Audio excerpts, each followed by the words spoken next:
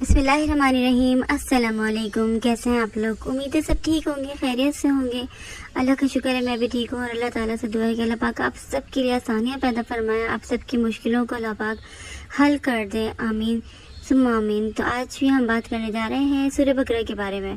तो कहते हैं कि जिस घर में सूरह बकरा पढ़ी जाती है, शैतान उस घर से भाग जाता है, न चल कर जाता है, न आराम आराम से जाता है, बल्कि वो उस घर से गायब भी हो जाता है। और ये कोई सुनी सुनाई बात नहीं है, ये बात हमारे प्यारे नबी सल्लल्लाहु अलैहि वसल्लम ने हमें बताई है कि जिस घर में सूरह बकरा पढ़ी जाती है ना, शैतान उस घर में दाखिल नहीं हो सकता। तसव्वुर करें कि किस तरह शैतान हमारी ज़िंदगियों को ख़राब कर रहा होता है, किस तरह से वो पूरी ताकत से हमारे ऊपर हमला आवर होता है, हमारे दिल में दिमाग में वसवसे डालकर हमें बहका देता है, हमें भटका देता है। घर के घर तबाह हो जाते हैं, दिलों में नफ़रत आ जाती है, ज़िंदगियाँ तबाह हो जाती हैं, यहाँ तक कि ख़ानदान टूट जाते हैं और इंसान जो है ना बिल्कुल नाउमीद हो जाता है। लेकिन सूरह बकरा इतनी पावरफुल है, इतनी पावरफुल है, क्योंकि ये कोई आम चीज़ नहीं है, ये अल्लाह पाक का कलाम है, ये अल्लाह पाक के अल्फाज हैं, ये अल्लाह ताला के सच्चे और पाकीज़ा अल्फाज हैं। इसके सामने कोई भी शैतानी कुव्वत, कोई भी जादू टोना कुछ भी नहीं दिख सकता। जब सूरह बकरा पढ़ने की बात आती है तो ये कुरान की सबसे बड़ी सूरह है, बड़ी सूरह है, 2.5 पारे की सूरह है। तो लोगों को ऐसा लगता है कि ये बोझ है, हाँ हम लोग बोझ समझने लग जाते हैं ना इसको कि ये इतनी बड़ी है। ट्रस्ट मी, ये बोझ नहीं है, ये तो अल्लाह ताला की तरफ से हमारे लिए इनाम है, अल्लाह का मौजज़ा है। ये सूरत जो है ना ज़िंदगी बदलने वाली सूरत है। मैंने अपनी आंखों से लोगों की ज़िंदगियाँ बदलते देखी हैं और मैं आप लोगों को इतना ज़्यादा मोटिवेट कर रही होती हूँ। क्यों कर रही होती हूँ इसी बारे में हम बात करेंगे, क्योंकि बहुत सारे लोगों को मैंने बोला है पढ़ने के लिए। आप लोगों में से बहुत सारे लोग पढ़ रहे हैं और मैं भी पढ़ रही थी, लेकिन मुझे भी इसके बारे में पता नहीं था।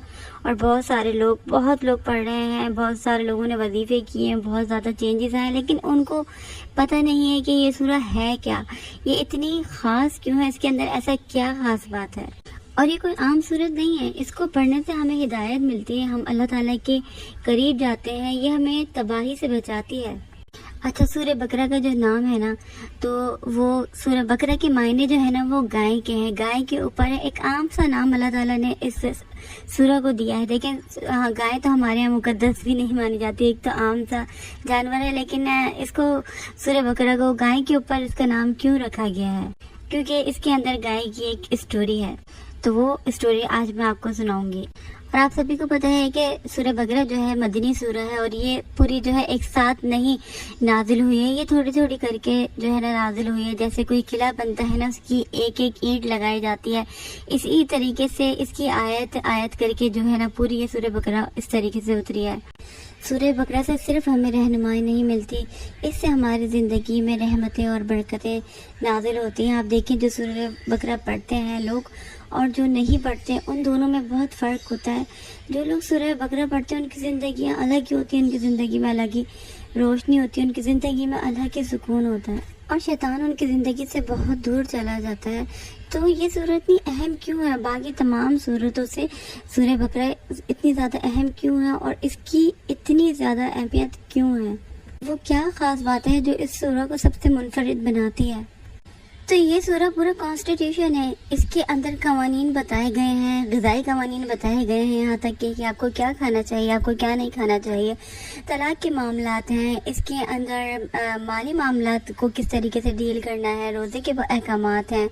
तो इसके अंदर शरीयत के अहकामात जितनी तफसील में बताए गए हैं किसी और सूरह में नहीं बताए गए, इसीलिए ये सूरह बहुत ख़ास सूरह है कुरान पाक की। और इसमें पैगम्बरों के स्ट्रगल के बारे में बताया गया और जो कौमें बाकी हो गई थी उनको अल्लाह पाक ने वार्न किया है सूरह में। और इस सूरह में जो है गाय की कहानी भी है, तो चलें वो स्टोरी मैं आपको बताती हूँ। तो बनी इसराइल में एक बहुत अमीर आदमी रहा करता था, जिसके पास बहुत ज़्यादा मालो दौलत था, जायदाद थी, लेकिन उसका कोई वाली वारिस नहीं था सिवाय उसके एक भतीजे के। और उस शख्स के भतीजे के दिल में बहुत ज़्यादा लालच आ जाता है, वो इतना खुदगर्ज हो जाता है कि वो उस आदमी को मार देता है ताकि जायदाद उसकी जल्द से जल्द हथिया ले। तो जब बनी इसराइल के और लोगों को पता चलता है कि उस आदमी का कत्ल हो चुका है, तो फिर वो लोग जानना चाहते हैं कि ये कत्ल किसने किया है। तो फिर वो लोग क्या करते हैं, हज़रत मूसा अलैहिस्सलाम के पास जाते हैं और उनसे कहते हैं कि ان سے کہتے ہیں کہ آپ ثالثی کا کردار ادا کریں، تو وہ حضرت موسیٰ علیہ السلام کے پاس جاتے ہیں، ان کو سارا قصہ بتاتے ہیں کہ ایسے ایسے ہوا ہے۔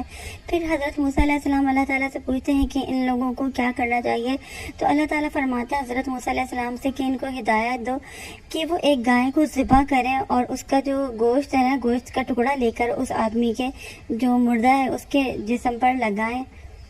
تو حضرت موسیٰ علیہ السلام ان لوگوں سے کہتے ہیں کہ یہ ایک واحد راستہ ہے قاتل کا پتہ لگانے کا، لیکن وہ لوگ جو ہے نا مذاق اڑانے لگتے ہیں اور وہ کہتے ہیں کہ تم چاہتے ہو کہ ہم قاتل کا پتہ لگانے کے لیے ایک گائے کو مار دیں، اور وہ لوگ بہت زیادہ مذاق کرنے لگتے ہیں اللہ تعالیٰ سے بھی، نعوذ باللہ، اور وہ لوگ عجیب عجیب سے سوالات کرنے لگتے ہیں کہ گائے کیسی ہونی چاہیے، اس کا کلر کیسا ہونا چاہیے۔ تو حضرت موسیٰ علیہ السلام ان کی باتیں سن کے بہت افسردہ ہوتے ہیں، لیکن وہ لوگ جو ہے نا بہت زیادہ مغرور ہوتے ہیں بنی اسرائیل کے لوگ نا، تو وہ ایسے ایسے سوال کرتے ہیں، وہ چیزوں کو اور زیادہ ڈیفیکلٹ کرتے رہتے ہیں، اور حضرت موسیٰ علیہ السلام کی بات سننے کے بجائے وہ لوگ جو ہے نا سوالات کرتے رہتے ہیں کہ اس کا کلر کیسا ہونا چاہیے۔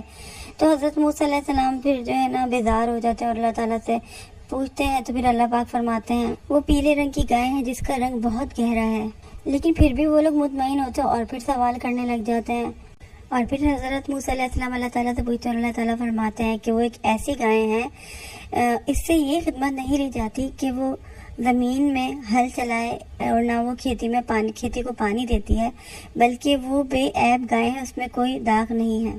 اور فائنلی بنی اسرائیل کے لوگوں کو وہ گائے مل جاتی ہے، اور پھر وہ اس کا ٹکڑا لے کے جو ہے اس مردے کو لگاتے ہیں اور وہ زندہ ہو جاتا ہے، اور وہ پھر نام بتاتا ہے قاتل کا کہ اس کے بھتیجے نے ہی اس کو قتل کیا تھا۔ تو اس کہانی سے ہمیں کیا سبق ملتا ہے؟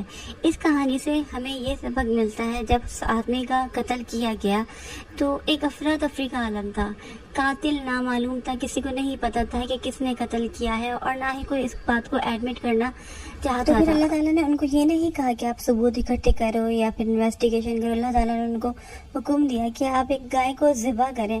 یہ ایک نہ سمجھ میں آنے والی بات تھی، لیکن اللہ تعالیٰ کو ہم حکم کس طریقے سے مانتے ہیں تو وہ اللہ تعالیٰ کے آگے